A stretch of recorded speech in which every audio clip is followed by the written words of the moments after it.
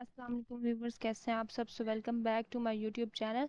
आज के इस यूट्यूब वीडियो के अंदर हम देखेंगे कि एक्सटर्नल सीएसएस क्या होती है और हम इसको कैसे अपनी एक्सटर्नल सीएसएस को अपने एचटीएमएल कोड के ऊपर अप्लाई करवा सकते हैं।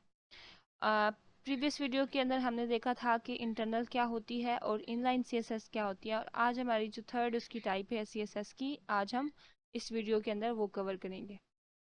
सो विदाउट टाइम वेस्ट किए हम अपना यहाँ पे अपनी एक वीएस कोड को ओपन करके अपनी फाइल क्रिएट कर लेते हैं और जल्दी से समझ लेते हैं कि एक्सटर्नल सीएसएस क्या होती है। इस फाइल को हम नेम दे देते हैं external dot H T M L का। ओके, यहाँ पे हम अपनी बॉयलर प्लेट ओपन कर देते हैं और यहाँ पे हम अपनी कोई भी एक फाइल क्रिएट कर देते हैं। लेट्स सपोज हम अपनी H1 की एक हेडिंग देते हैं और उसके अंदर हम मेंशन करते हैं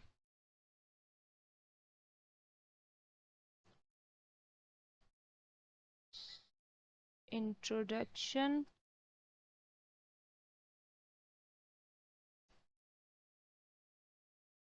टू कंप्यूटर।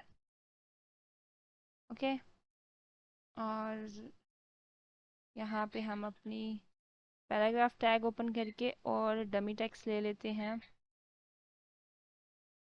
150 वर्ड्स का।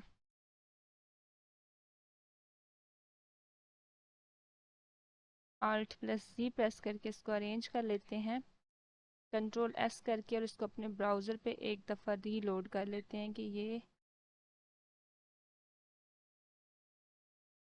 ओके। सो अभी हमें ये कुछ इस तरह का दिख रहा है। ओके, तो अब हम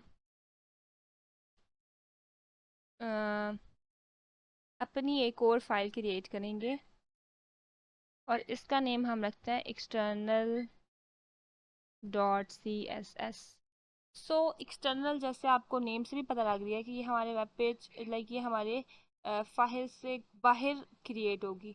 सो बेसिकली होगा क्या कि हम अब अपनी HTML की जो फाइल क्रिएट करेंगे और उसके ऊपर हमें जो भी अपनी स्टाइलिंग चाहिए होगी, हम उसको अपनी external dot C S S एक और फाइल क्रिएट करेंगे जो कि जिसकी एक्सटेंशन सी एस एस होगी। अपनी सी एस एस की फाइल के अंदर सारी स्टाइलिंग वगैरह करके और उसको अपनी HTML वाली फाइल के साथ लिंक कर देंगे। ओके, सो ये भी एक इम्पॉर्टेंट क्वेश्चन किया जाता है वेब डेवलपर से कि हमने फ़ाइल कैसे लिंक करनी होती है, तो वो आज मैं आपको करना बताऊंगी। आपने इस चीज़ को गौर से समझना है।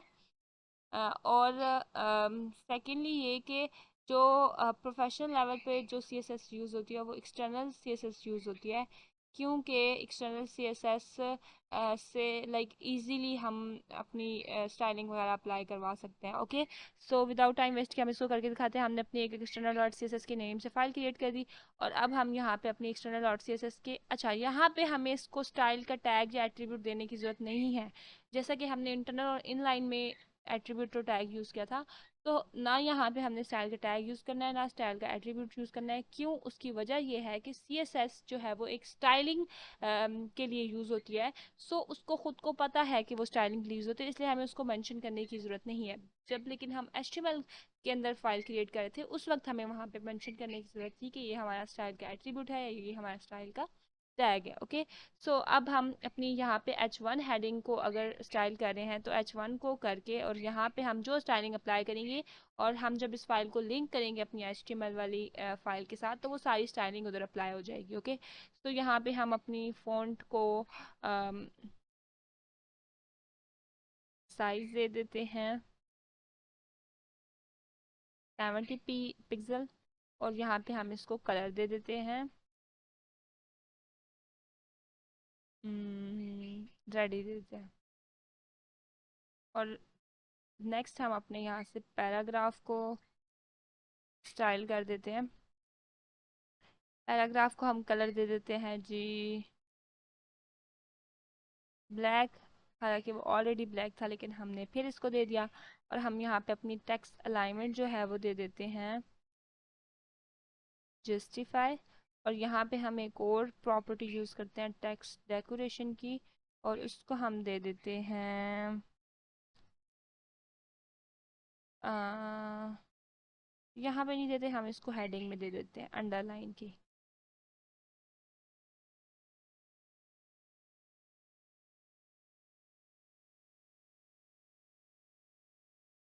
ओके, सो इसको हम कर देते हैं जी सेव।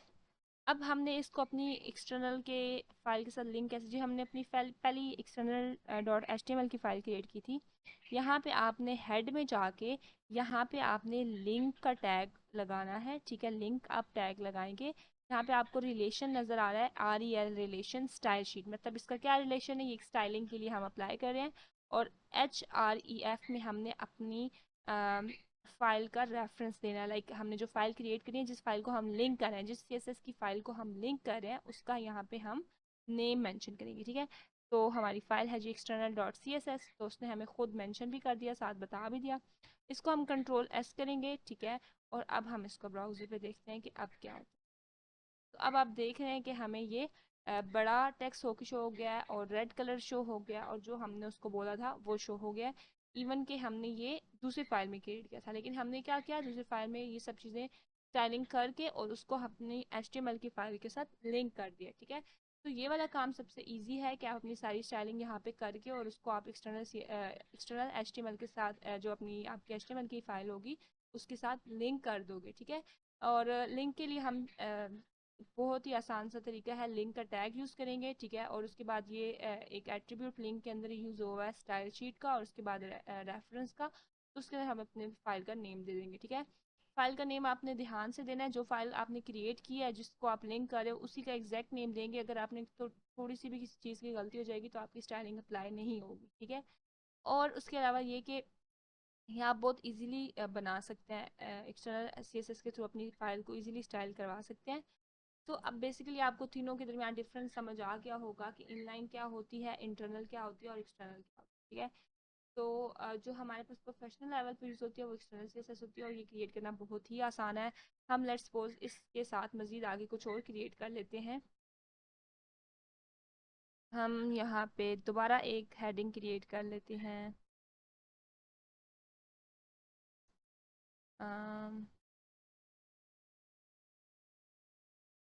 CSS के नेम से हम कर देते हैं, और हम यहाँ पे जाके इसको भी अप्लाई करवा के देख लेते हैं कि क्या होता है। तो हम कलर दे देते हैं इसको रेड, फॉन्ट साइज दे देते हैं इसको हम 83 पिक्सल। इसको सेव करेंगे। ठीक है, इसको सेव करेंगे और यहाँ पे आके रीलोड कर। अब चूंकि हमने अंडरलाइन के टेक्स्ट नहीं दिया था इस वजह से, लेकिन आपको जो इसका एक बेसिक सा कॉन्सेप्ट है, आई थिंक वो अब आपको समझ आ गया होगा। अगर नहीं भी आया तो आप मुझसे कमेंट सेक्शन में पूछिएगा, मैं वो दोबारा वीडियो के अंदर एक्सप्लेन कर दूँगी।